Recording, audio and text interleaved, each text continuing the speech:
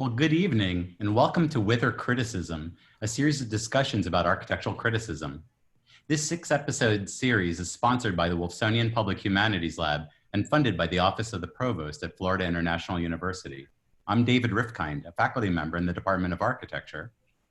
And I'm Dan Evans. I'm also a faculty member at the School of Journalism and also the Miami Bureau Chief for the South Florida Media Network, which is a student-produced news organization. We've asked 6 current and former architecture critics to discuss the current state of the field and to offer their thoughts on how architecture criticism needs to adjust to respond to the major crises of our time. Tonight, we're pleased to welcome our first guest, Kate Wagner. Ms. Wagner is an architecture critic and the creator of the McMansion Hell blog. She has served as a columnist at Curbed and The Baffler and is currently stationed at the New Republic, where her column America by Design runs bi-monthly. Welcome, Kate. We are so happy to have you, and we are all very much looking forward to what you have to say. So again, thank you for being part of this, and the floor is yours. Awesome. Well, first of all, I'd like to thank David and Daniel and FIU for inviting me to participate in this exciting event and series, especially considering the absolute luminaries that make up the rest of the series. I'm sincerely flattered to be in their company. My name is Kate Wagner, and I'm an architecture critic, though until relatively recently, I was referred to by a number of other terms: cultural critic, architecture writer, essayist, humorist, which is itself a testament to the sort of utterly fractured nature, not only of architecture criticism, but of the media landscape as a whole. I firmly became an architecture critic in 2019 when I received a call from Chris Lehman, who is the new editor-in-chief of the New Republic, who asked me if I would be interested in running a print column about the sort of intersection of American politics and design. And while I'm not on the staff at TNR, full disclosure, I'm on contract, having a print column finally legitimized my 4-year-long tenure as someone who wrote for the general public critically about architecture. At the age of 25, I became the youngest syndicated print architecture critic in American history. Most of you, however, probably know me thanks to my ongoing project, McMansion Hell, which I started in 2016 during the summer between my undergrad degree, which was in music, and my graduate degree, which was in acoustics at Johns Hopkins. I'd been reading sort of independently about architecture for about 10 years at that point. My obsession began in high school after discovering the work of the late modernist architect Paul Rudolph, which I'm actually working on a piece about this right now, and continued throughout college. And though I received like some higher education courses in architecture and art history, for the most part, I'm self-taught. And for the most part, to my eternal surprise, this has never once been a problem. So a little bit more about my sort of academic background. I decided to pursue acoustics as a graduate degree because I wanted to be involved with the production of buildings specifically for music. Their finicky nature I'd sort of grown to know intimately through my college job. I worked as a recording engineer at nights and had like no social life. And I started McMansion Hell out of sheer unair-conditioned boredom as a joke between my ex-boyfriend and a mutual friend. And after a few early posts, I decided to do a quick write-up about why McMansions architecturally are so bad. And that write-up went like mega viral. And I went from being sort of a no-name grad student in an obscure field to giving a TEDx talk in a matter of months, which like is like a huge life change that I kind of wouldn't wish on anybody. They don't tell you that going viral is not something you can make happen. It's something that happens to you when you are like a helpless victim, like being struck by lightning. But the popularity of the blog enabled me to start a Patreon, which let me quit my job as an engineering intern at a loudspeaker company, which is, my job was basically I mashed buttons on Bluetooth speakers until they broke for $13 an hour. And after the blog had been around for 6 months or so, editors at minor publications, sort of like the 99% Invisible blog and Atlas Obscura, began to reach out to me soliciting freelance work. And so I did my time in sort of the small pub blogosphere for a while. And in 2017, I was asked to write an article about like what I call like McModern houses, right? Like modernist McMansions for Curbed, which was my first like legitimate breakaway from listicles and fluff pieces and podcast blogs.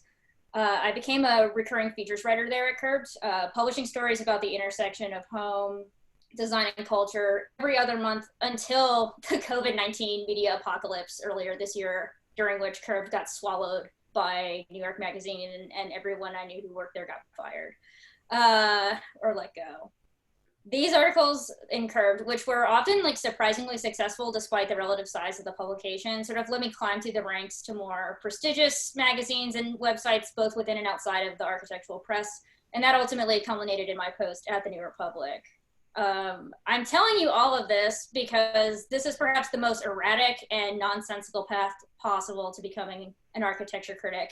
And also because I'm assuming that some of you are also writers, or that you want to be writers, or at least you are also people who are not explicitly, and some of you may be, in the discipline of architecture, or like what's called HTC, which is architectural history, theory, and criticism. And my hope is to encourage you to turn your attention to architecture fearlessly, without the nagging anxiety of having never received a degree in it, which is an anxiety the architecture world, which still remains quite insular, if not outright elitist, is quite happy to reinforce. Please, I apologize for my dog. He knows not what he says. Historically, architecture critics have been architects themselves or historians of architecture or art at elite or notable institutions, although a handful of the built environment's most enduring voices, like Jane Jacobs, have also been self-taught. This is in part due to the nature of the old school world of print publications, when every major newspaper in the country had an architecture critic, a film critic, a food critic, a theater critic, music critic, and generally the cultural criticism was really broad and really public facing and really well funded. RIP, I missed that. I wasn't alive. The goal of an Ada Louise Huxtable or Louis Mumford or Nicholas Pevsner or Michael Sorkin, RIP, was to act as a interlocutor of sorts between the world of architecture and the general populace, translating matters of aesthetics, history, and politics into a piece of writing that was easily accessible and often entertaining. Ada Louise Huxtable's last piece for, I think, the Wall Street Journal, called Hudson Yards, which was then in the development stage. To give you some context, that happened when I was in the 8th grade. She called it a giant group of glittering dildos, and she's the first and still one of the most famous architecture critics of all time. So don't let anyone tell you that architecture criticism cannot be funny and lewd. So, yes, back. But what makes a good critic isn't the ability to analyze or deconstruct a building according to a set of very specific parameters, but rather it's the way it uses a building as a prism through which one can view life, politics, history, aesthetics, the world and its systems, the current culture and its zeitgeists, the human element from the architect to the building's inhabitants, to its janitor, to its city councilor with backdoor investments in real estate, to the neighbors being evicted to make room for the era's next Lincoln Center or Hudson Yards or what have you. Yale and Harvard graduated many students of art and architecture or architectural history, but the ones who became critics had a special gift, which is the desire and the ability to educate and inform people outside of architecture. And ultimately, this spirit of architecture criticism as a public good and as a public right has been lost in recent decades for a number of reasons, some more obvious than others. I'm going to start with a quote here from my favorite guy ever, if you know me and the guys that I read, which is the Italian architectural theorist Manfredo Teferi. He opened up his book, which was originally published in Italian in the 1960s, but was published in English much, much later, like a lot of his work. It's called Theories and Histories of Architecture, with this salient observation about the state of architectural criticism back then. To criticize, in fact, means to catch the historical scent of phenomena, put them through the sieve of strict evaluation, show their mystifications, values, and contradictions and internal dialectics, and explode their entire charged meanings. But in the period we live in, mystifications and brilliant aversions, historical and anti-historical attitudes, bitter intellectualizations and mild mythologies mix themselves so inextricably in the production of art that the critic is bound to start an extremely problematic relationship with his accepted operative practice, particularly in considering the cultural tradition in which he moved. In fighting a cultural revolution, there exists an intimate complicity between criticism and activity. Teferi's words, despite the intense density with which he always manages to cram so many ideas in so few sentences, remain alarmingly true today. These problems, this mystification, this mythology, this ahistoricism, this intellectualism, this complicity within the exploitative economic and cultural systems embedded within the field of architecture had already begun to emerge at a crisis point at mid-century, but would really reach their apex sort of in our current era. Architecture exists as a field devoted to a lot of like kind of really unhealthy ideals, like the ideals of suffering, overwork, hero worship, and the continuing of the idea slash myth of an often male genius, lone genius, not the firm full of like 50 people that, 50 to 50,000 people who work for the lone genius. No, it's just this one guy. Since the dawn of the contemporary sort of post-Peter Eisenman era, for those in the know, of theory writing, architectural writing has sort of buried itself into an increasingly internecine academic isolation in which all of the serious thinking is done in journals or small underground publications run by graduate students who hate each other. And this is the layer of icks, isms, isations, intersections, the realm of rhizomes, actor network theory, new materialisms, whatever idea du jour philosophy departments have in store for us today. So much so that one reads an academic journal of architecture theory and can easily forget that the topic of the discussion at hand is in fact buildings. The serious thinkers with tenure, with the exception of a small, blessed few, remain sort of in this realm for their entire lives, and partially just because they have to. It's part of their job, and it's part of just how academia is, especially in the humanities as a whole, which is a whole other crisis that we are not going to get into today. But they have the luxury, I would say, of like not having to face the public with their ideas in sort of like the public forum, which as someone who gets regularly harassed on Twitter, I find deeply, deeply enviable. So, I mean, that's not to say though, like that good and important research isn't done in the academy, but rather sort of to dispel the myth that every Harvard HTC graduate inherently has the skills or even the desire to become what's considered to be an architecture critic.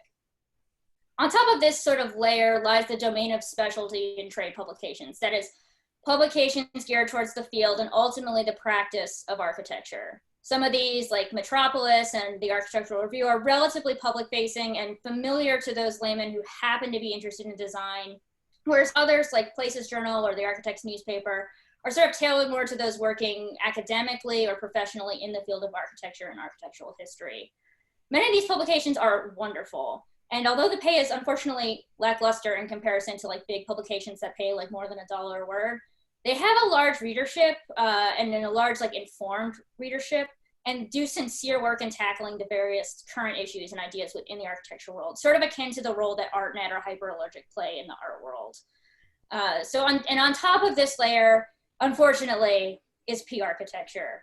I wrote recently about what P-architecture is for the Architect's Newspaper, and I think it's useful to quote sort of extensively for a speech, I guess, from this particular essay, because it shines a light on much of what is wrong, or at least what I think is wrong, with the state of architecture publishing, if not criticism itself.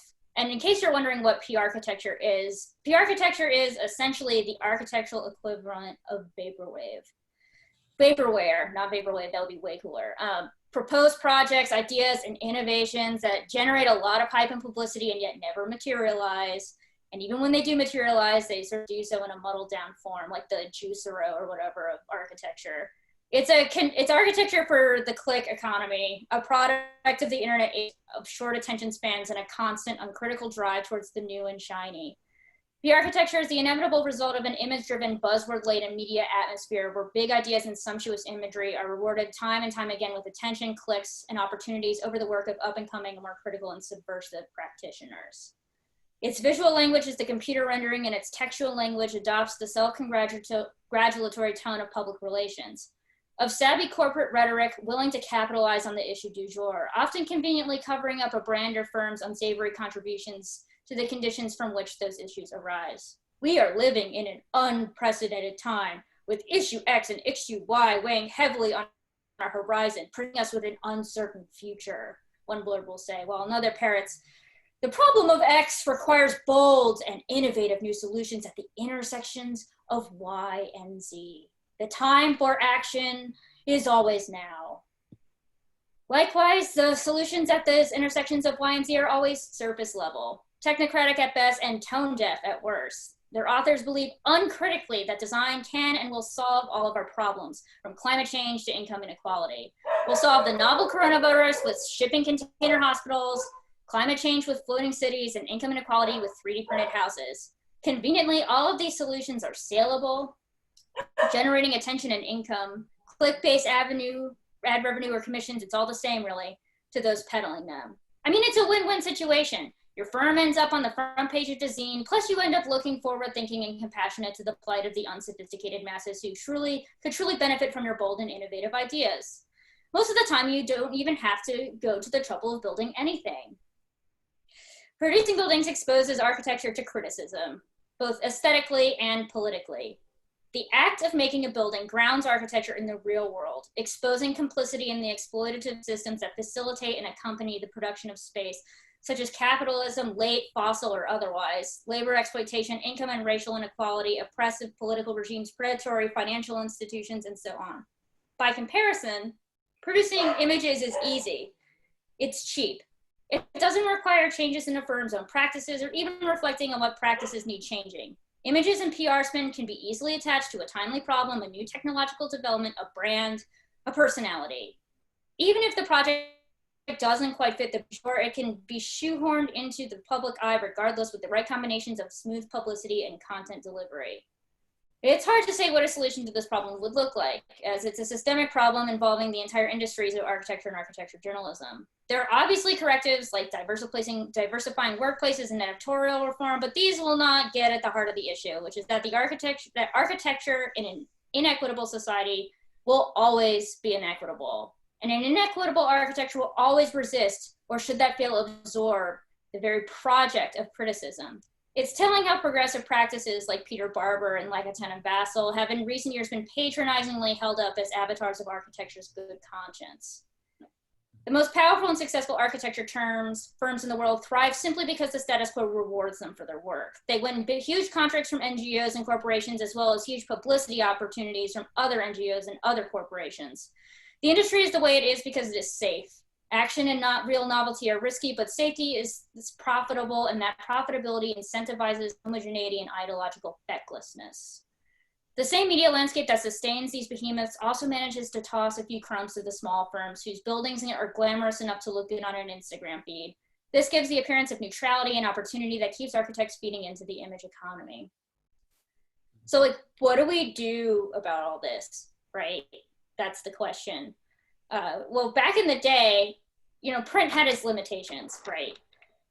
In terms of just how much it could publish in a week, you know, or in whatever publication, which allowed some discretion as to whose work sort of was considered worthy of publication.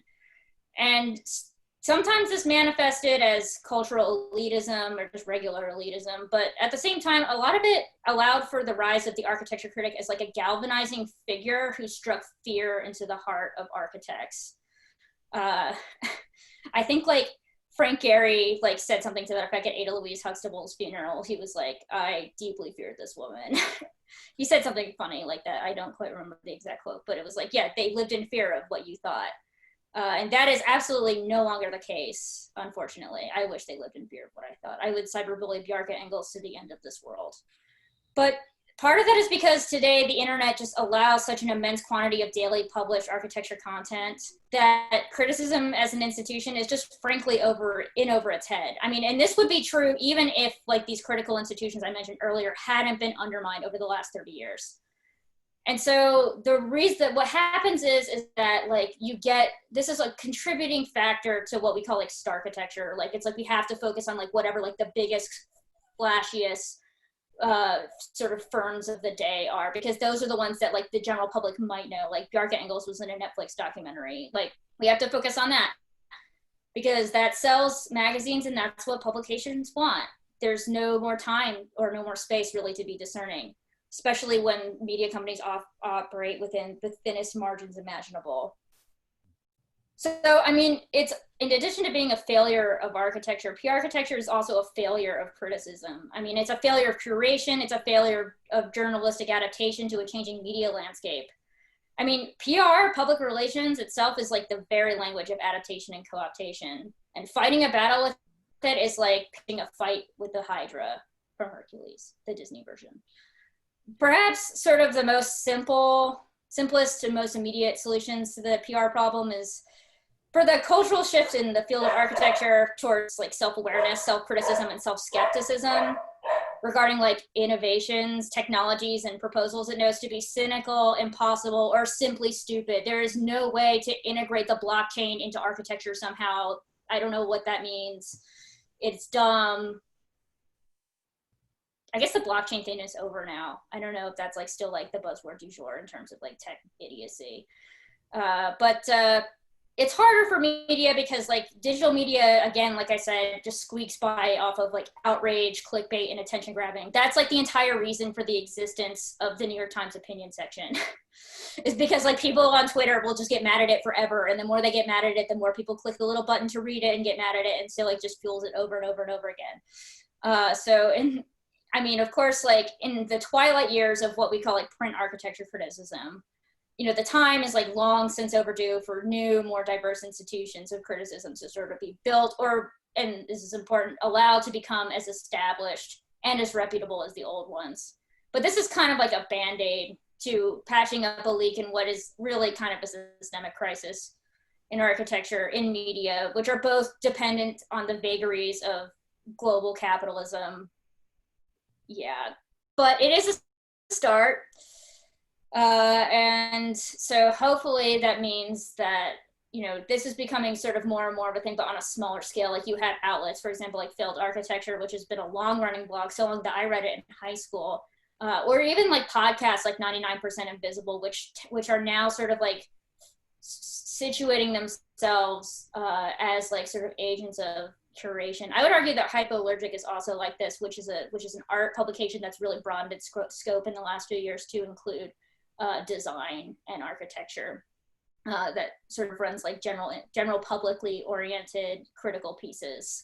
And that's become sort of a much more mainstream publication than it used to be. But so since P architecture takes up like so much of the architectural press, a la social media, basically, and the academy makes up so much of architectural thinking, and also because previously reliable outlets of criticism like the newspapers, RIP, and now ever volatile digital media companies like Curbed, also RIP, are increasingly going up in smoke. And you might just be asking at this point, like, what the hell, man? Like, okay, starting new publications that are diverse, that like criticism happen, cool, easier said than done, right? How long does it take for a person or writer, much less an entire publication, to become financially stable and high quality enough to survive, much less become legitimatized? I mean, I hope that someday that the means and the institutional support will become available to build these new spaces and that lead criticism forward into a new, more egalitarian renaissance. However, I run a blog, and I run it by myself because I cannot afford to pay anyone else a fair wage to write for me. Has that blog become over the years legitimatized or at least accepted? Sure. Are individual projects like McMansion Hall the way to build what we're calling the new criticism? Probably not. The winning strategy for me as a writer has been to use the notoriety of the blog to enable me to bring architecture criticism to other publications, large, widely circulated publications like The Atlantic or The New Republic, but also even niche or literary publications like The Baffler, and political outlets like Jacobin, whose pages like don't usually see much or sometimes even any discussion of architecture whatsoever. The obvious problem with this is that some people will be given these opportunities more readily than others, following the basic prejudices of society with regards to race, class, ability, age, and gender. A funny story. For the first 6 months of McMansion Hell, everyone assumed I was a man. They addressed me as he in emails despite knowing nothing about me.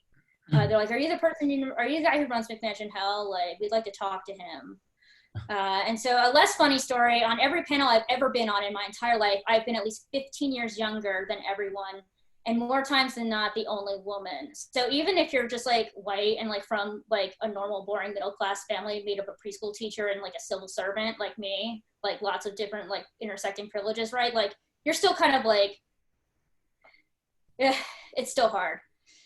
So I can't imagine what it would be like for people who frankly have got it a lot more unluckier than me in life. But the other winning strategy has been to utilize the new crowdfunding structures, such as Patreon, to secure enough of a living wage to keep my voice independent and my life stable. This is something that projects such as the freelancer organization / working group / media reporting outlet Study Hall, which you should check out if you're a freelancer. Their website is studyhall.xyz, are using in creative ways that parallel conventional publication commissioning and subscription structures. I mean, Patreon has numerous flaws, not limited to its creators' precarious reliance on the survival of a large, semi-volatile tech startup. However, the independence it gives to individuals and groups in terms of a ready-made platform they can use to fund themselves and distribute content is still relatively new enough to be considered a game changer. More good news is that though the field's reckoning with race has a long way to go, change at the edge has started to move in that direction, albeit at what feels like an extremely, if not glacial, pace. There are also a handful of nonprofits such as Critical Minded, devoted to funding and supporting emerging critics of color, because let's be frank here, with a few notable and wonderful exceptions, Architecture Critic is about the whitest job you could possibly get. The key, though, to what I see as necessary to a radical transformation of architectural criticism is an attitude adjustment. To me, the future of architecture criticism will be radically accessible and gloriously irreverent. I mean, the purpose of the statement is not to wag a finger at the ivory tower, even though I did that earlier, or old guard architecture critics, most of whom I like. This is the rallying cry of someone who has stumbled upon a way to coax people outside of architecture into critically examining the built environment. Superimposing arrows and witty captions on pictures of ugly, overpriced houses in the suburbs of Houston isn't effective because it's funny or gimmicky, though it is funny. It is effective because it teaches people to look at a building and see in its hidden language, truths about society and culture. What else is a clueless, cheap two-story portico if not a statement of wealth and power reduced to inadvertent self-mockery? We can bemoan the death of real criticism, as I did earlier in this talk, and worry about its future until the last light above the last desk of the last architecture newspaper critic goes out for the last time. Or we can build something new in tone, choice of language, visual cues, and medium, yet still constructive and productive. We can sustain criticism by giving it a new audience, which is the audience it deserves. Which is to say, anyone affected by the change architecture creates in the built environment, which is also to say, everyone. Criticism isn't just one branch of the big sprawling tree that is architecture. It is an innate sense that everyone has, but is rarely cultivated. People already see things in buildings that they find ugly, bland, insincere, and pretentious. People already critique the politics of architecture every time they protest displacement, border walls, or unethical labor practices. So is the problem that people no longer care about real criticism, or is it that real criticism doesn't care about people? Our duty as critics is to educate and empower the critic and others. If we fail to do that, we will be unable to build a future for our work. After all, what use is criticism if we write to an audience made only of people like ourselves? Those who've heard about the decline in quality or courtesy or about the erosion of norms are often just fearful of the status quo changing. But who exactly benefits from the status quo?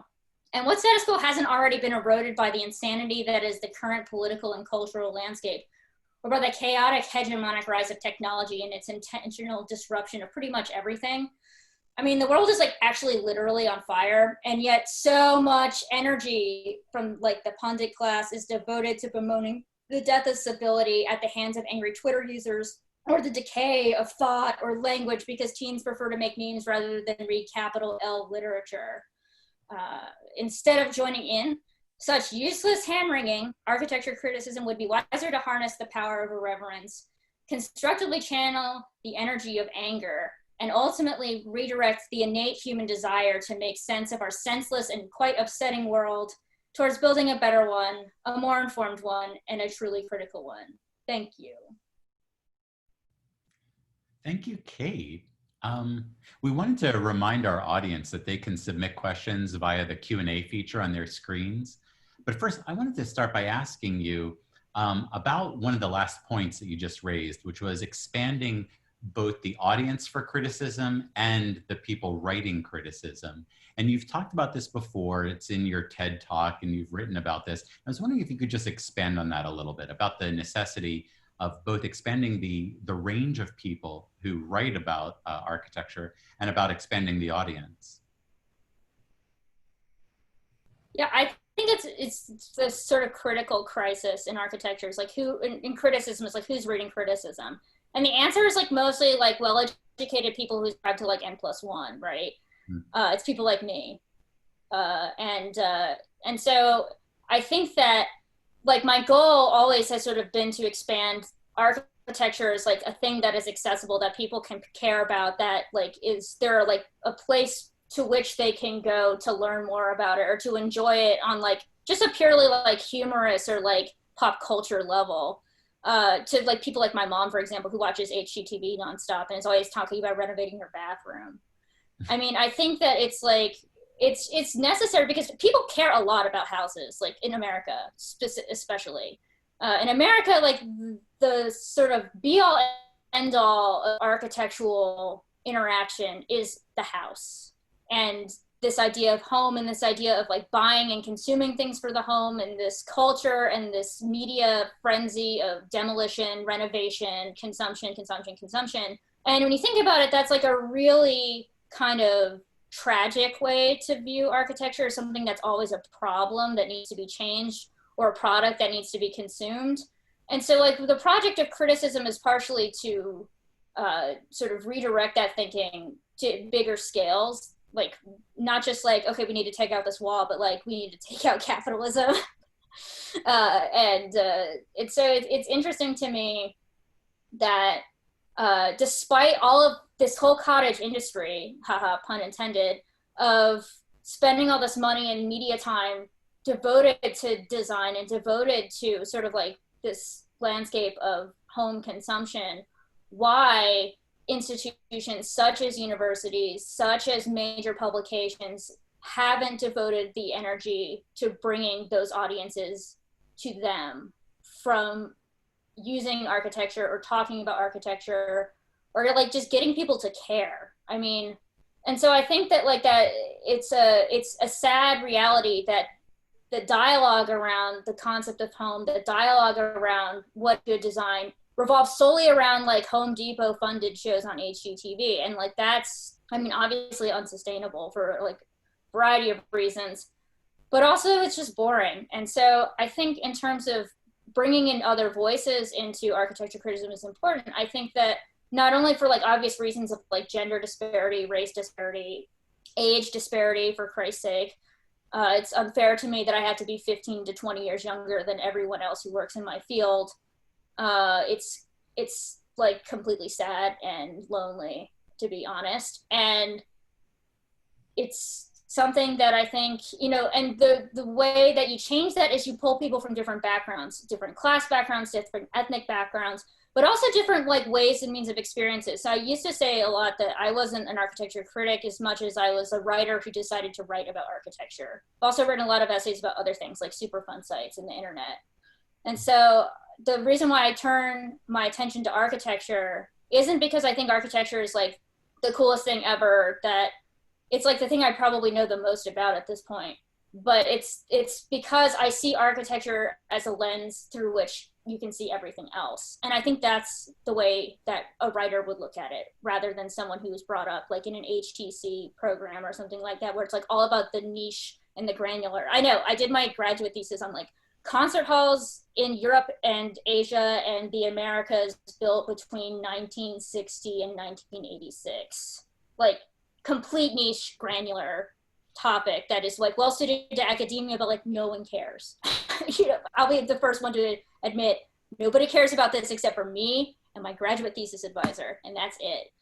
And so it's like, yeah, I guess that's a long way of saying part of it is an education problem in terms of like how we train people in architectural history and how we don't encourage them enough to write outside of the academy so they can bring their knowledge to the outside world, and that encouraging them to say that that's a good thing actually. And partially it's because, I mean, like a lot of these institutions are still like kind of like in an ivory tower and inaccessible and difficult to, they don't want to provide resources to the people who could become like the next, you know, McMansion Hell or whatever. And so democratizing architecture is going to be sort of a multi-generational process. And my hope is that this is sort of more of a start of it, and the work of others, you know, like a lot of the folks who are like coming to do the series as well. So that's my really long answer. Well, actually, to follow up on that, I wanted to kind of ask, you've spoken before about one of the reasons for McMansion Hell was to get people that don't normally talk about design to talk about design, to think about design. So on that kind of makes me shift to what you were also saying before, that there is a clear social justice angle to the work that you are interested in, that this is not so much about getting people knowledgeable enough about design to go down to the planning board and complain about their neighbor's house, but more about a deeper understanding of the urban development or the urban developments or the world in which they live, the built environment. So to that, do you find, this is a sort of long-winded way of asking this question, do you find that your efforts are more towards helping to pave the way to people to do work like you do, or to increase the audience of people who might be interested and understand the impact, the true impact of design on their day-to-day lives? I think it's a combination of both. I'm not an urban planner, and actually like urbanism is like my weakest point in terms of like that, which I know like basic urban history. Like I've read like the big ones like Jane Jacobs, and like, you know, I read The Power Broker, that took like 50 years, and I read, you know, David Lynch and all that other, and like, you know, the new urbanism guys, and just like the general like basic like urbanism 101 reading list of like, you know, what is a city. And so like that's not it's, people always sometimes ask me about like what I think about planning or what I think, and the answer that I have is that's not my area of expertise like whatsoever, and the opinions that I give are my personal political opinions rather than like coming from a scholarly perspective, particularly scholarly perspective, which is a disclosure that I wish more people would have, instead of being like, okay, like I'm an expert now because I read one book on zoning, and here I'm gonna log on to twitter.com and like quote deep dunk like, you know, like Bernie Lover 69 or whatever, you know. It's like, yeah, that speaks to the inaccessibility that you're talking about. That I agree. I think urban planning is even more inaccessible about it because they don't have a graduate degree, right? So yeah, exactly. And I think that urban planning is 100 times more inaccessible than architecture, because, you know, everyone can go outside and like look at a building and be like, that's a window. Like you can learn the different parts of the window. You can learn about like what kind of stone that is. You can learn about like maybe like what kind of person might have lived there when it was built, like all the little tiny bits of jargon that make up the parts of a building. But like when you go to like a town, like a city council meeting or something, and someone's like, okay, time to like talk about like RO3 zoning, or I don't know if I just made that up, or whatever. You're just like, you're just like a guy, and like you don't want to get like forced out of like your house because the rent's going up, and you're just like, you know, what the hell is like RO3 zoning or whatever, right. You know, like it's like an urban plan, and they does it like the urban planning like people or hobbyists or like whatever, like their favorite thing is to just be able to book at people with like, I know all this jargon, I know like all these internecine like zoning terms and stuff like that, and you don't, and therefore you should shut up forever, you know. And it's like a certain like architecture sort of does that in terms of, if you get to like a certain level of discourse, right, where it's like people will be like, well, what do you actually know about architecture? But it takes a while for you to get there. But like urban planning always felt to me that like if you did not go to school for urban planning or transportation planning or whatever, like they're going to hit you with the book, and they're going to do it hard, and you're going to feel demoralized and walk out of the city council meeting being like, I don't know what a YIMBY, a NIMBY, or a FIMBY is, but I never want to find out for the rest of my life, and I will never leave my house ever again. And so like basically I see like that kind of discourse and that kind of like mentality, that siege mentality, that takes so much of city planning, as like basically what I want architecture to never, ever, ever become. And despite all of its flaws, it's not like that yet. And so I feel like that there's still a moment for like critical intervention that has a lens of like justice, right, of social justice, that has a lens of accessibility, that has a lens of like personal empowerment to go and like pick up a book and go look at houses and discover things that you didn't know before. Like really just like try to stimulate that intellectual curiosity that frankly most people, including myself, often are just like beat down every day by doing their job to have. It's like I walk down to the train station because I have to go to Target and I have to like buy a mop or whatever and have to come back, and it's like there's like a million glorious buildings on the way from my house to the train station 2 blocks away, and I don't even think about or look at any of them because I'm like, God, I wonder how much this mop is going to cost. Like it's sort of inviting that little bit of wonder is a step towards a bigger journey that ends up, I think a lot of the times, in like a kind of radicalization that like actually the way that our buildings have been built has been catastrophic to the environment, has been completely inequitable, has been, you know, something that is like, you feel like that because you understand it, like it's within your reach to change, and that understanding is the first step to doing something. And so it's imperative to not obstruct that passage from inspiration to understanding to action. That's really critical. Excellent. Yeah, that's great.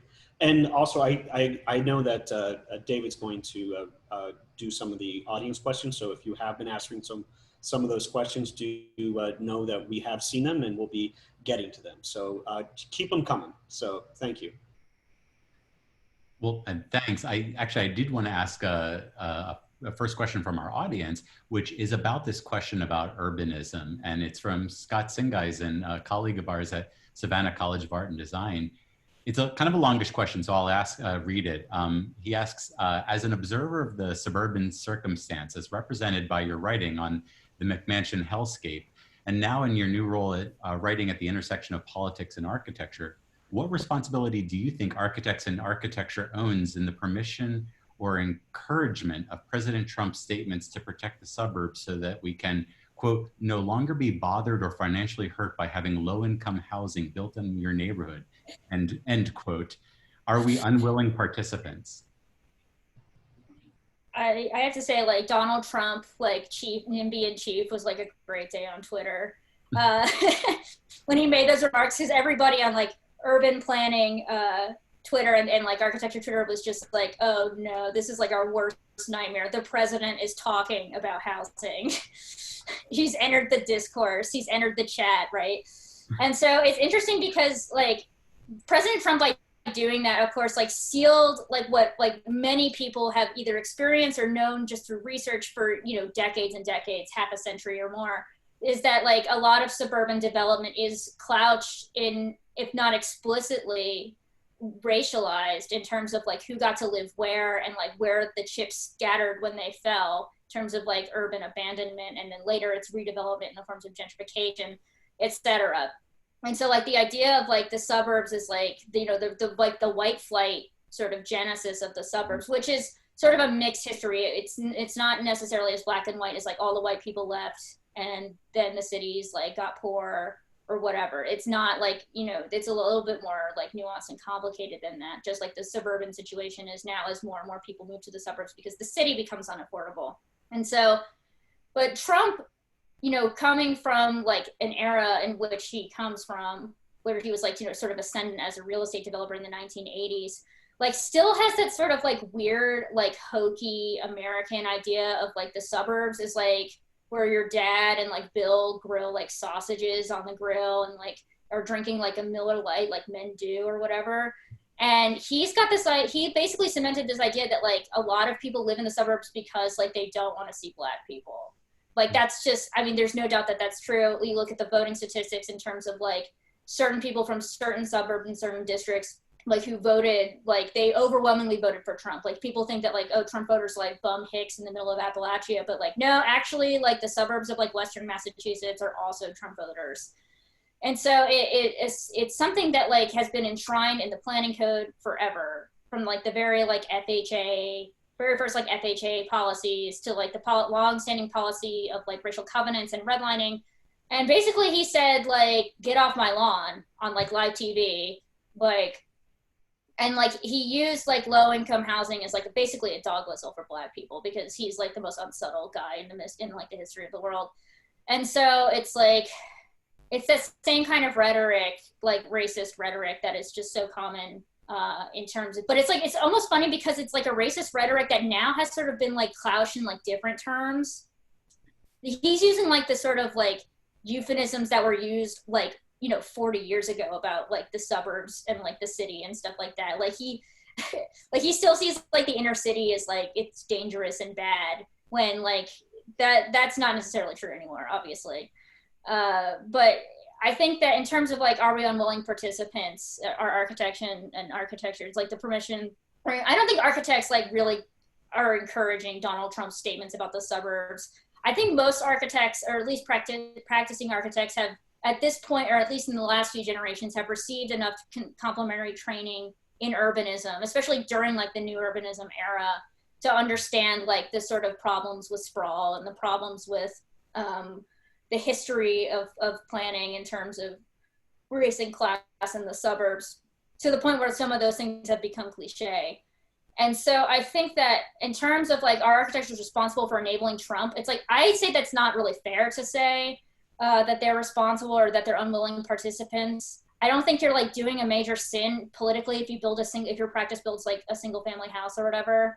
Like that's also been a major part of the history of architecture since the beginning of civilization. So like, I don't think it's fair to say like you're canceled for like doing single family residences because Donald Trump says we don't want low income housing in our neighborhoods. It's just like, I think, but the responsibility for architects, I think in regards to President Trump, falls on the shoulder of resisting and like denying any sort of like contracts he wants to build for like ICE detention centers, the border wall, stuff like that. Like that's really like where resistance lies. And it's like a lot of architects and a lot of architecture schools are like, we're not going to build your wall, we're not going to build these ICE camps. But there's always companies like ACOM or whatever who are like just more than happy to like be like, here's prison chairs. And so I think that like it's a broader political struggle within architecture and within the sort of subgenre of like architectural discourse that revolves around ethics. Like, what does it mean to practice ethically in this era where everything is so much on the fine line between like liberal society and fascism? And those are questions that require like not only introspection in terms of like complicity, but also organizing at the workplace level in terms of like saying like, we're not going to do this. And if that means like every one of your like the CAD monkeys in your office is like going to walk out, then they walk out. I mean, resistance sort of starts, it's a collective action, but it also starts at the decision-making point of, you know, a group of individuals. So I think that's my answer. I think that I wouldn't beat yourself up over Trump's like housing discourse. He's not very smart. Also, but it was like also really funny because everyone's like, oh no, the suburbs. It was a great day on the internet for me. So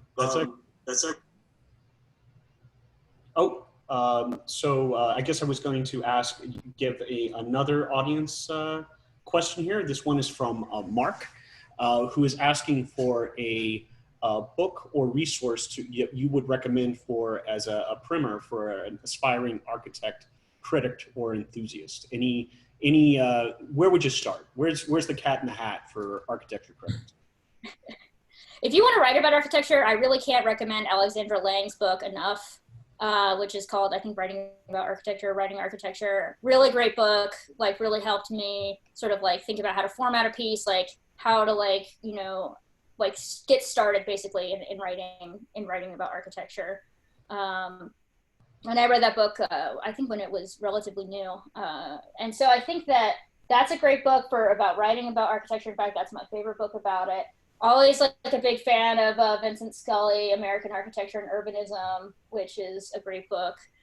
Vincent Scully is a great historian because even though he taught at Yale and like taught some of the most like really influential like architects of like an entire generation, if not two or three, was just like a guy who could write a book about architecture that pretty much anyone could come away learning something from. And that's like really hard to do. These are all sort of American centric because sort of the way I'm operating here is assuming that like you want to get out and look at houses, or you want to get out and like pitch a publication. And so I would say like a book that really did it for me, like when I was like younger, like the book that captured like my imagination and still does so much so that I have 2 different copies of it, is like Virginia McAllister's A Field Guide to American Houses, which is such an exceptional book because it really causes you to like just realize just the diversity and like the nuance in just, you know, American houses. Like, and these are like, of course, like important houses, right? Like by like basically like the upper middle and like ruling classes of America. So if you want to like learn more about like, what is that house down my street? The best book for that is this book called Houses Without Names by Thomas Hubka, which is a book, I think out of University of Tennessee Press. And it's basically like goes through like the history and the evolution of the floor plan of sort of like the American vernacular house, from like a 1-room like shack cottage all the way up through like basically the McMansion. And so it shows how like different like societal and like technological changes were impacted or like were reflected in the shape of the floor plan. And he uses the floor plan because a lot of the times, like houses that will look one way on the outside, but really their consistency between them is through a floor plan. But there are like many like examples, and they're just houses that you would see. Like my parents' house could be, you know, included in a lot of these, which is like a ranch built in like 1995.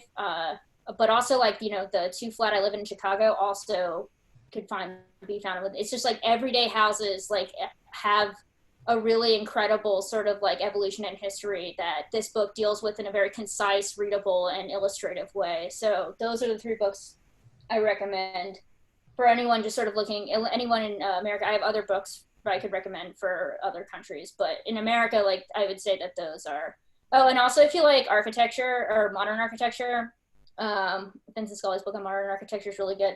A book I like, or I liked when I was younger, but now I'm critical of it, but I still think it's good, is you could probably find a used copy of like William Curtis's Modern Architecture Since 1900, pretty cheap on Amazon. That's just a really good like boom summary of this movement, boom summary of this movement, boom summary. Like, kind of dense, but in terms of just like the broadest overview of like modern architecture, it's like different movements, sort of like across like the country and across the world.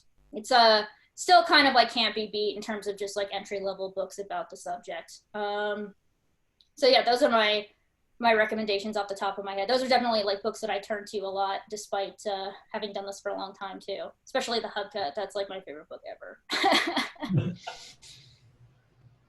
So we have another question too from the audience, from Andrea, who's asking essentially what you would suggest as far as possible solutions to making architecture less about money and marketing, about what you're calling P-architecture, and bringing back something else, something of substance.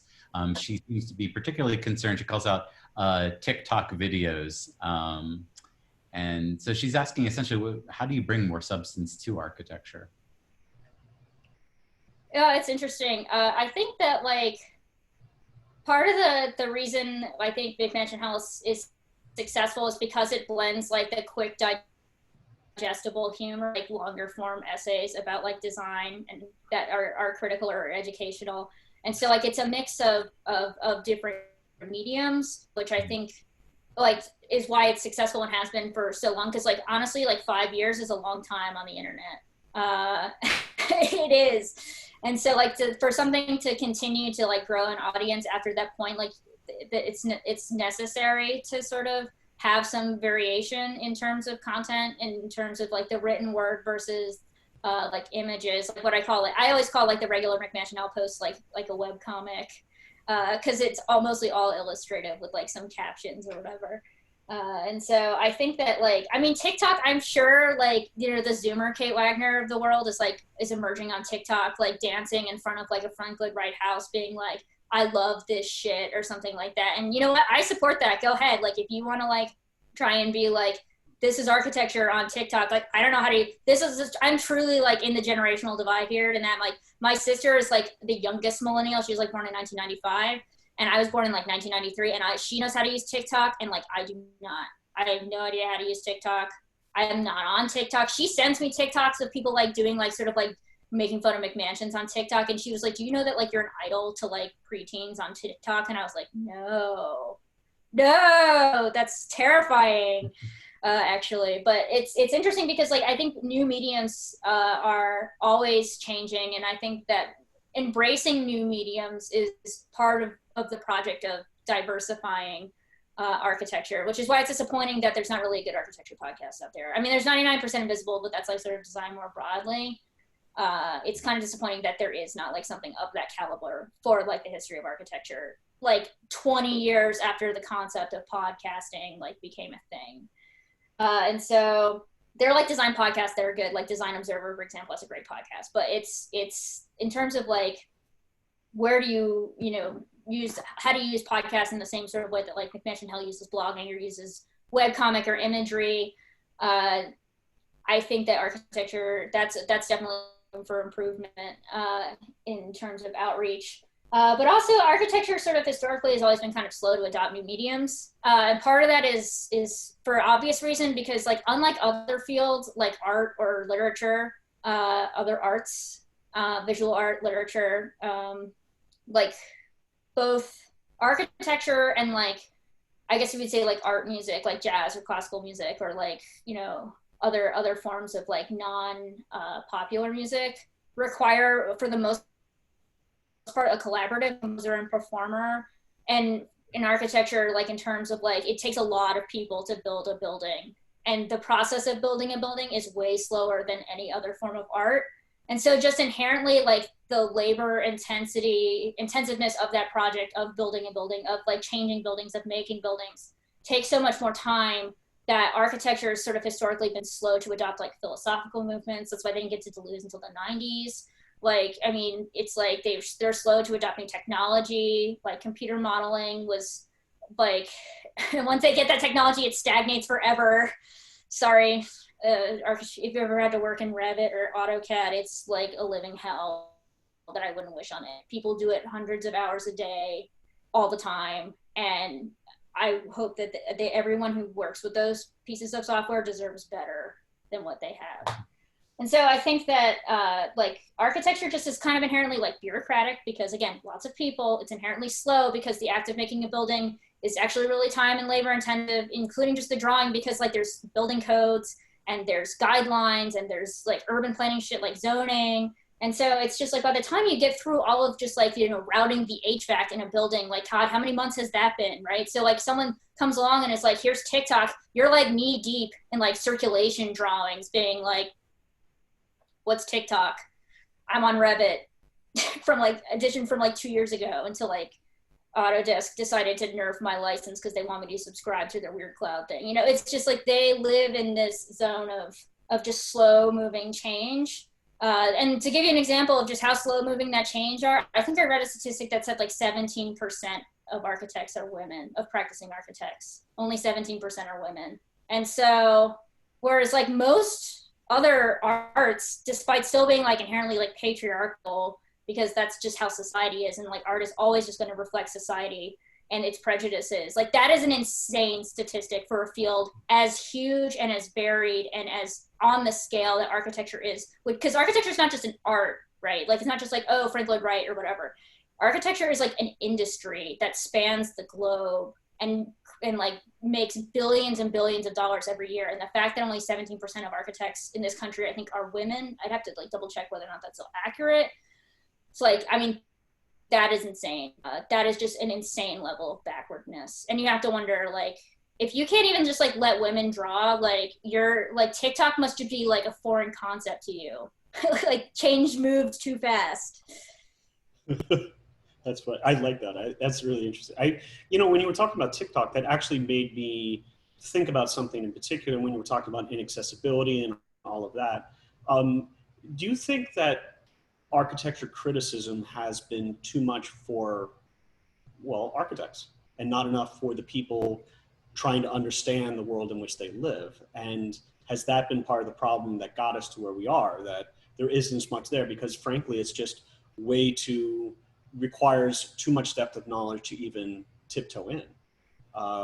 Basically, you know, I mean, certainly something that I feel, and I want to see if you agree with this, would be something that you were trying to perhaps, you know, mitigate through McMansion Hell, because that's absolutely accessible, right? It's the idea. But what are your thoughts on that, just generally? I think that's definitely true. And sort of like I said in my talk, part of that is just because of the sort of inherent like disappearance of like the critic as a public figure throughout like what was really like the newspaper compared to the internet was a very centralized way of disseminating and creating information. The internet is like despite its increasing centralization around social media platforms, is still an inherently like decentralized platform compared to like the publishing industry of the past. And so what that meant was that like it's a double-edged sword, because like it was harder of course to break through and to like for like, you know, meaningful change to happen, but at the same time there was an incentive with print to appeal to like the broadest number of people as possible. Like when you read about architecture criticism in the newspaper, like Edelweiss Huxtable in the New York Times was writing for the New York Times subscribers, which was a pretty broad field of people back in like the 1960s. it was like everybody was like, 'cause that's what you got. You got you got your information from the newspaper and the news, which is part of the reason why like John Berger doing Ways of Seeing was just so transformative, because I think about Ways of Seeing all the time because totally blew my mind when I watched it in high school. I watch it like pretty often. Actually, when I can't sleep, I watch it because I find it like so deeply like emotionally and philosophically soothing. Also, man, was he good looking back in the day. Anyways, like that was taking that to like a different medium, like again, like like television, in his case, like art criticism, like really, really in depth and very what you would not expect someone to try and explain to like the general public. Stuff that takes like people in art school like years to understand. He just distills perfectly into these episodes that like you walk out of watching that and you know how to look at art in a way that you didn't before. And that to me is incredible and transformative and liberating. And it's sad to some extent that we haven't seen that at that same scale in terms of like distribution. But I mean, my goal is like that people can, read McManus and Heller, they can read like something that I write and they can go out in the world and think about it differently and experience it differently. And I think that that's really like what the core of what a writer should try to do to begin with, but what a core of like a critic should do, rather than just like, slap an architect on the wrist, which is of course fun. It should really be like, why does this matter to you? And like, how can you use it to examine the world differently? And I think that's the key project. And that means adopting different mediums. That means bridging beyond like your comfort zone in terms of like who you interact with, like what you write for. Like, I mean, it's really like, I am like an academic still too. I mean, my area of research was very niche and it was very specific. And I enjoy talking about it with other people who are researching this particular facet of architectural history. And, when there's like something I always think about is like when it came time for me to write about concert halls and like democracy or whatever, this is like in my thesis, my graduate level thesis, for like a general publication, like I couldn't do it. I could not take that academic material that I had compiled, that I had analyzed. I could not take it and put it into a format that I so frequently use, which is just general knowledge. That bridge was just, I couldn't make it with that topic. I couldn't understand like why anyone would want to read that. And so I think that like, that's just, if it happens to me, like I'm sure it happens to untold numbers of like people who are researching like really fascinating topics in architectural history and whatnot. And it's like how to get that into the public eye, like how to like disseminate that, like how to, democratize that content. It's not like just an easy question of like start a blog. And I wish it were, but it is hard to make a leap from that kind of technical writing, from that kind of research oriented writing about, like a small subject to like a niche argument. And that's part of why like book reviews, for example, are so important in terms of like the landscape of educating people about what goes on in a field, right? Because a good book review will like take a book that they read, and sometimes it's like an academic book, and they will scale like the ideas in that book to make them relevant to like whatever's happening today. And that's, that is like a public service that is kind of goes unsung, especially for those who do book reviews of like academics or semi-academic books for like publications like The Nation or whatever. I mean, I think that a book review is like an interesting like example of just like how somebody else's eyes sometimes are necessary to take content and turn it into something that is presentable or that encourages like intellectual curiosity in the general public. But I'm just gonna say it's hard. I get it, yeah. We do. Oh, I wanted to say the good news is, if we can call it good news, is that apparently registered architects, we're up to about 36% women, or women are now 36% of American registered architects. So it's better than you thought. Oh, that's good. That's way better than the statistic that I saw. Like, yeah, when still I wrote nowhere close to equity. No.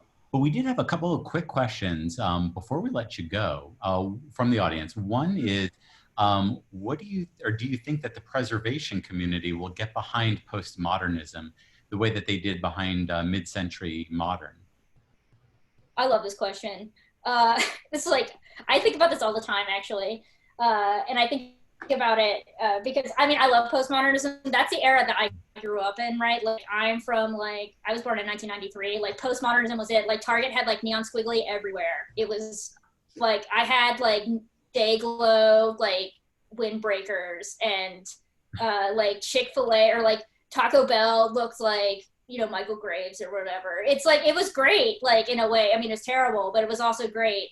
Like, I can't think about postmodernism as critically as, like, some of my colleagues. I actually got in a big fight about this with a colleague of mine who teaches at Columbia. Because like, I agree politically with, like, what he says about postmodernism and, like, the sort of false populism of it. But at the same time, I was like, oh, but it's so colorful, and, like, it's squiggly lines and Memphis Milano and, like, chairs shaped like cactuses and stuff. I love it. And so I think that, like, to some respect, like, that stuff never died. But in other respects, like, in terms of, like heritage and in terms of, like, preservation, I think that there's, like, a concerted effort being made now, especially in places like England, actually, where, like, buildings that were built in, like, the 1980s in, like, postmodern styles, or, like, in postmodern classicism, are now sort of starting to be listed, like grade 2 or at least. And so, I mean, obviously, like, what's interesting about the postmodern listing, though, is that, like, because postmodernism has always sort of been sort of it's been architecture as its most, like, self-referential, and architecture as its most sort of, like, inside jokey and self-involved, in terms of, like, architecture's own history and, like, the sort of integration of that history with, like, sort of a witticism and with a it's like an architect's architectural movement. I know that people said that Robert Venturi and all those guys said that about architecture, but really, like, about modern architecture, but postmodern architecture is really, like, architecture, like, made for the architects to, like, think that it's funny, or, like, to find it to be clever. And so, and it entered the popular imaginary through, like, you know, Michael Graves' work and Robert Stern's work for Disney World. And so, and, like, you know, innumerable strip malls around the country. The McMansion is inherently, like, a postmodern vernacular building. And so the scope of, like, postmodernism, which to some extent, like, people see as, like, this, like, relatively narrow architectural movement that spans, you know, 20 years or so, it's actually, like, really, really large in terms of total influence on the built environment, because growth in the Western countries at that time, during, like, the dawn of, like, neoliberalism and sort of the ascendancy of, like, the post-industrial economy, really, like, reached, like, all levels of everyday life in a way that people don't necessarily realize. And so when you ask, like, the preservation question, it's like, yeah, are we going to like preserve, like, buildings by Michael Graves or, like, Robert Stern, Barbara Venturi? Like, that's, like, those are important, like, questions, especially since some of those buildings are likely to be, like, threatened later in life. Not as, like, they're not as hated as, like, most people just kind of tolerate postmodernism. It's not like brutalism, where it's, like, a really contentious, like, argument about whether or not it's good, you know? Like, people are just like, oh yeah, the pink building where I go to my doctor's appointment. Like, that's postmodernism to them. And so, like, it's a much less contentious battlefield than, like, brutalism or late modernism, which is my academic specialty, has been. And so I think that, like, ultimately, like, the path to preservation will be easier for postmodernism than it will for modernism. In terms of, like, partially, like I said before, because, like, architects, like, never really lost the pulse on that self-referential kind of, like, semiotic way of thinking about architecture, and also partially because like, it was never as contentious as the architecture produced in the 60s and 70s in terms of, like, public views of aesthetics. And also, importantly, postmodern architecture, unlike modernism, is not tied to the public image of the state, of the welfare state, or of any, like, other, like, politically charged, like, institutions. Like, to them, postmodernism is like the Humana building. It's like, yeah, that's like, what, health insurance? Like, no one likes health insurance. Definitely that's political, but it's not the same as, like, the brutalist city hall that you have to go into the DMV and it does, like, no light and stuff. Totally, like, the idea of the state, even though, like, the apparatuses of that, which, like, you know, oppress us, I know, because health insurance oppresses me every single month when I have to pay it, pre-existing conditions. It's like that disassociation with the state as, like, especially as with the welfare state in America and Britain, late modernism had such a hard time just because it is so firmly aesthetically associated with the welfare state. And you know, the state is always sort of like under attack and like being undermined in this sort of like neoliberal era. And so it's politically charged in a way postmodernism is. No one wants to get rid of the Dolphin building at Disney World. Like, that's not a politically charged building for them. It's political, deeply political. Yes, the Dolphin building is political. I can write about that, but it's not the same as like the courthouse or the government center or like, you know, like the jail. it's or like in Britain, really like housing estates, council housing and stuff like that. So I think that like, yeah, actually the road to preservation will be smoother, but what gets included in that is always interesting to me. It's like, are they going to include like these really insane like McMansions from like the 1980s in New Jersey? Because I think they should. Like, if they're going to list like a Michael Graves house, why don't they list like the knockoff Michael Graves house that's like really insane in New Jersey, but like built like by like a guy who doesn't know who Michael Graves is. He just saw what a shopping mall looked like in 1986 and was like, let's build that. Like, that's the vernacular, and like that always gets torn down. And so I think like preserving some of those examples is like a good thing too. Because we have to, I mean, the point is like, you know, if we don't preserve history, we are doomed to repeat it. And so I really don't want to repeat like the 2000s like bling era of like McMansion design. So like I say we just keep a couple of those around for a while. I love it. All right, and our final audience question is from Chelsea, who wants to get your thoughts on green architecture as a PR ploy, greenwashing. Greenwashing. This is like one of my favorite like topics ever because it cracks me up all the time, right? I find it, there's like legitimate advances in like green technology and architecture, especially in building systems like, you know, passive house, for example, or like mass timber, stuff like that, stuff that's actually really promising for like different circulations of like waste management and stuff like that, and like heating and cooling. Those are interesting, like energy, heating and cooling, circulation, like passive house, mass timber, like all of these have been around for a while, and like they're all interesting. Green roofs, solar panels. So like that stuff can legitimately make, you know, like a small but like legitimate difference, right, in architecture. And a lot of that's not glamorous. Like no one's gonna like geothermal heat is not like as glamorous as like other forms. It's like that's really green to have like geothermal heat like in your building. Like that's great. It's really great to have like those like composting toilets. But like that does not make an architectural digest spread. Like it's really great to have like ecosystem sensitive landscaping. It's really great to have like a green roof, or just like, you know, like in Europe where they have the green roofs, there's just like some moss on the roof and stuff. It's like not like a big exploding garden or whatever. It's just like green stuff on the roof. And it's really great to have, yeah, it's stuff that like is not visible. Like a passive house from the outside, for the most part, a lot of like the passive house projects like in Europe, they just look like apartment buildings on the outside. Like you can't see how much energy it saves and how green it is, like from the outside.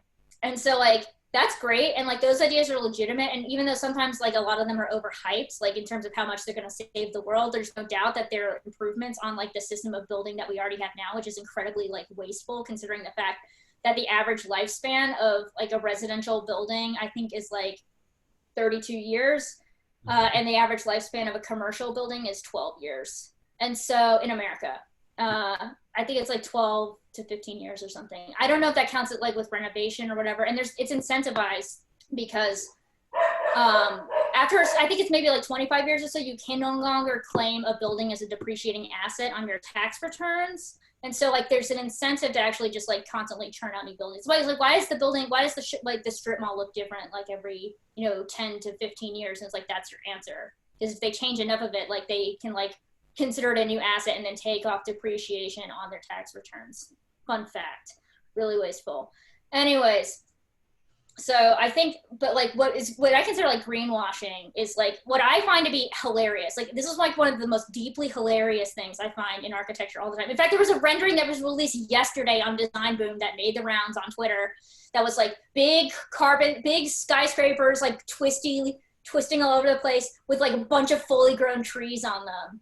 And you're just like, do you know how trees grow? Like, do you know how like deep roots have to go down in the soil for like a tree to like grow? Like if you're trying to dig up a sapling, like even that sucker is just like in the ground.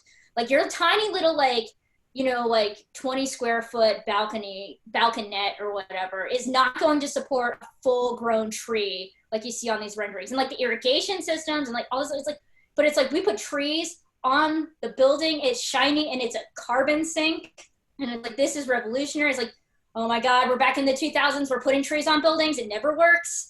There's this building, the like University of Maryland Law Center in Baltimore had like the rendering is like this like really glossy building that these big trees in there. The building has been there for like 10 years or like 15 years. And the trees are just still like sticks, like sapling size sticks that you would find at like Lowe's to buy like that very day, because all the air pollution from the roads around them and like all of the building systems just like suffocates the tree to the point where like it just can't grow anymore. It's like, there's like this like webcomic that I think about all the time from like some web, and it's like called like City Tree, and it's like I have like square to like 10 feet, I have like 2 feet to live in, the air smells like cigarettes, and the third panel says good restaurants though. And that's what I think about like when I that panel of where the tree says to itself the air is cigarettes. Like that's what I think of when I see like those green like dense developments. It's like that tree is breathing cigarette air. It is never going to grow to be full and lush like on this rendering. You're just like straight up lying to people. But it never, ever, ever fails to get attention. That's like the thing. This is like the P architecture like grift, right? It's like, because it's like, wow, trees on buildings, unthinkable, never, ever fails to just like make the cover of like Design Boom or like Art Daily or Dezeen or whatever. It's like, wow, some guy reinvented putting trees on buildings for the 50th time. And like, that's greenwashing. That building's never going to get built. But it says, you know what it says? It's like, hey, this architect guy who made the green building picture with the trees cares about the environment and you should hire him. That's what it says. And it's basically being like, we care about climate change. That's why we put some trees on this buildings, because we're forward thinking, hire us. Like whether or not they're actually like that environmentally friendly, because of course there are specialists. Like I think of like Lake Flato all the time, do all these like beautiful, you know, ecologically sensitive buildings. But a lot of the time it's like, these are just like guys who are like, you know, doing buildings like, and it's so funny to me, like the funniest example to me of greenwashing also, besides the trees on the building things, which is infinitely visually funny, is like firms like Gensler, like no offense, because like Gensler's like the largest hire of like architects in like the world, I think. Like Gensler being like, we really care about sustainability, and then they like go and build like the headquarters for ExxonMobil. It's like, oh cool, the headquarters for ExxonMobil is LEED Platinum certified. Great job, guys. We really care about climate change. So it's just like, and until standards improve in terms of like what you're allowed to build and get away with building in terms of the environment, it's like, you like, unless we make it to like, you cannot put a new house on land like anywhere in this country unless it meets like a specific environmental standard, like it becomes enshrouded in some kind of building code or law, which it never will do, because building codes are basically made by like a cabal of like insulation manufacturers, but that's a whole other story, big conspiracy theory in my opinion. That it's that like, until that happens, until it becomes regulated and mandated by some kind of like legal or quasi-legal system, like first of all, you're never going to see like change on like a really widespread level. And second of all, this grift is just going to continue until morale improves. So that's what I have to say about greenwashing. Gensler does not get to pretend to be green as long as they do work for ExxonMobil. It's a big part of like why architecture like desperately needs to move on beyond LEED certification, which is just basically like a way of like greenwashing buildings that for corporations that destroy the world, quite literally. So sorry, I get really about this because it makes me really angry. So like, that's what I have to say about that.